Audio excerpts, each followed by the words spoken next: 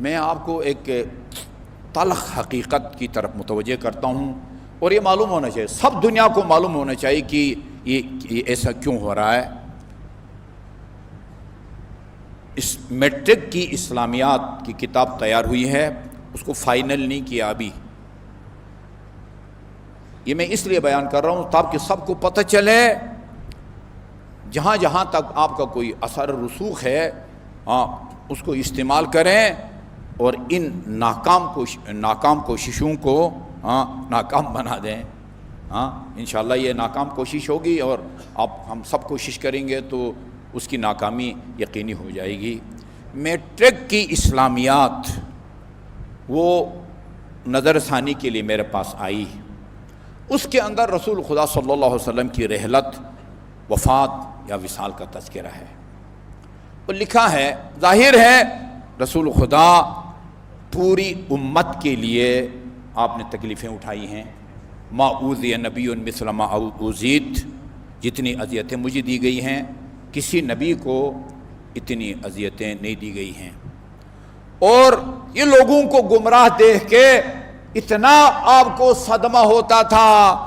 قرآن میں 2 دفعہ اللہ تعالیٰ نے فرمایا ہے، میرے حبیب یہ امت کی یعنی وہ گمراہی کو دیکھ کے آپ کو اتنا شدید صدمہ ہو رہا ہے، لَعَلَّكَ بَاخِعُ نَفْسَكَ، یہ آپ اپنے آپ کو ہلاک کرنے لگے ہیں۔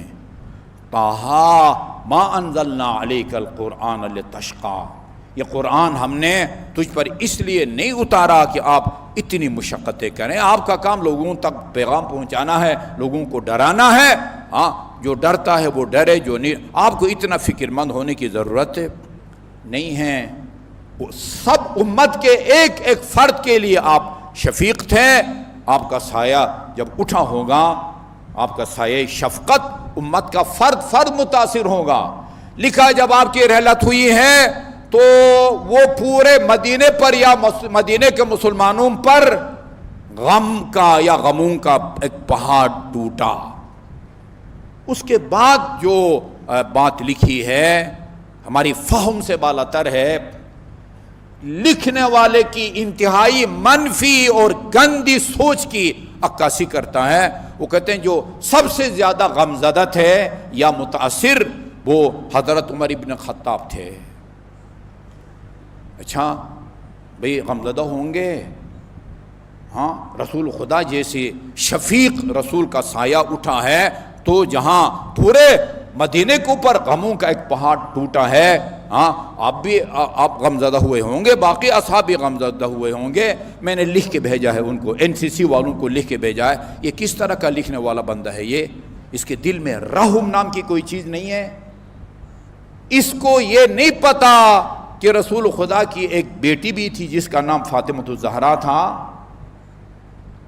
اس نے تاریخ نہیں پڑھی، اس کے 2 نواسے تھے رسول خدا کے، ایک کا نام حسن تھا اور ایک کا نام حسین تھا، اور فرماتے تھے اللہم انی احبہما فاحب من احبہما، خدایا تو گواہ رہنا میں ان دونوں سے محبت کرتا ہوں، اور جو ان سے محبت کرے تو بھی اس سے محبت کر۔ زبان لبوں کو چوستے تھے، زبان ان کی چوستے تھے، کاندھوں پر سوار کر کے مدینہ کی گلیوں میں سیر کرایا کرتے تھے۔ ان کے اوپر سے جب شفیق جد کا سایہ اٹھا ہے، ان کو کوئی صدمہ نہیں ہوا تھا۔ کیا وجہ ہے؟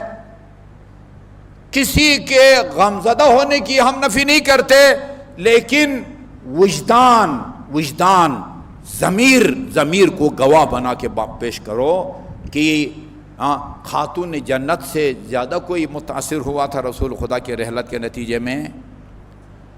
وہ فرماتی تھی اذا مات میت قل ذکرہ، اس دنیا سے جب کوئی اٹھتا ہے تو وقت گزرنے کے ساتھ ساتھ لوگ اپنے عزیز کو، ماں باپ بہن بھائی بیٹا، اس کو بھول جاتے ہیں۔ وذکر ابی منذ مات واللہ ازید، وقت گزرنے کے ساتھ ساتھ میرے بابا کا غم اور زیادہ تازہ ہوتا جاتا ہے۔ لکھا ہے اس کے اندر، میں نے یہ شعر مصرع طولانی مرثیہ ہے، اس کا پہلا مصرع بھی میں نے لکھ کے بھیجا ہے جو اہل سنت کی کتابوں میں بھی ہے. یہ بی بی کا جملہ صبت علیہ مصائب لو انہا صبت علی الایام سرنا لیالیا.